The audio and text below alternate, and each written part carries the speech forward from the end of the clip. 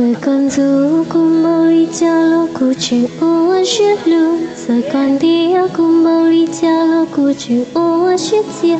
Vì cô lưu con ta lưu xìa. Và luôn đủ yêu xin chim phao lo cô chuyện ô chuyện cao. Dần để tế yêu xin chỉ ta lo cô chuyện ô luôn cha. Vì cô lưu con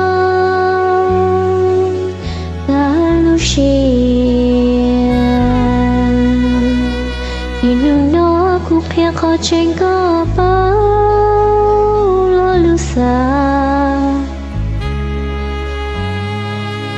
áo chia đã lưu chia biết cũng nó lưu con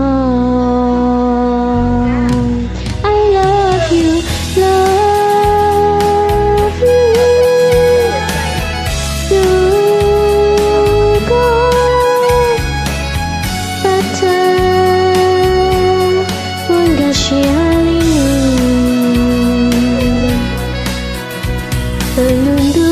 xin chim bao lo cô chỉ ô xin cao.